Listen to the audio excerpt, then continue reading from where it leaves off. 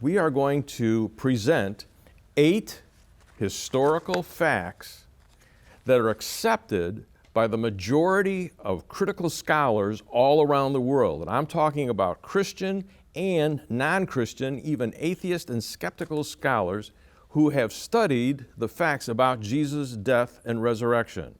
Today we're going to look at least 3 or 4 of them. And somebody might say, well, how do we know that the majority of critical scholars around the world hold to these 8 historical facts? There is a distinguished historian by the name of Dr. Gary Habermas that has compiled and traced a list of more than 2,200 scholars in French, German, and English, in which experts have written on the resurrection from the year 1975 to the present. He has read all of them and followed their thinking, and he has compiled this list. And he says the majority of these scholars, critical scholars, Christian and non-Christian, hold to these 8 historical facts. All right?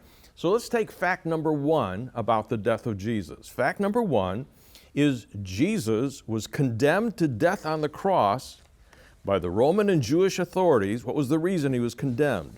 For claiming to be the Jewish Messiah and the Son of God. Now let me give you the proof. Let me put up the documentation on this. At his trial, Jesus was asked 2 questions by the high priest, and this is how it went.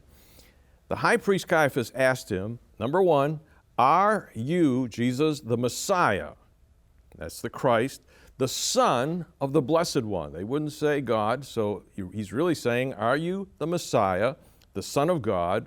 And then Jesus said, look at his answer, he said, I am. And then Jesus went on and added something to that. And he says, and you will see the Son of Man sitting at the right hand of the Mighty One and coming on the clouds of heaven. And at that point, they condemned him for saying, blaspheming, and he was worthy of death. Now, talk about the 3 things basically that Jesus was claiming to be. He was claiming to be the Messiah, the Son of God, and the Son of Man. Who are all 3 of those? Well, Messiah, as we talked about, was really a shorthanded way of saying that God's solution for human sin that was promised way back in Genesis chapter 3, that the seed of the woman would crush the head of the serpent, and then further explained as the seed of Abraham and as the seed of David, was, in other words, Jesus himself. He is their deliverer. Right. The Jewish people had been expecting a political deliverer. They'd been under oppression from Greece and then Rome, cruel oppression. For 500 years they'd been under oppression. They were waiting for a political military deliverer. Right. And just Messiah was going to do this. And Jesus said, I am he. And yet he presented himself in a very, very different way. At the same time, he claimed to be Son of God.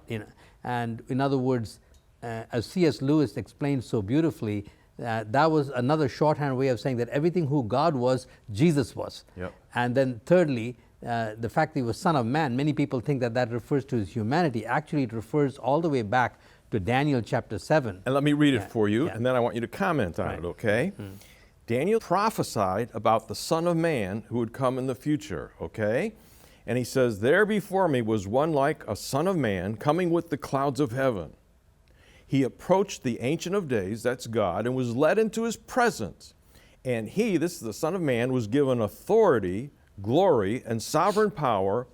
All peoples, nations, and men of every language worshiped him. The only one you worship is God. His dominion is an everlasting dominion that will not pass away, and his kingdom is one that will never be destroyed.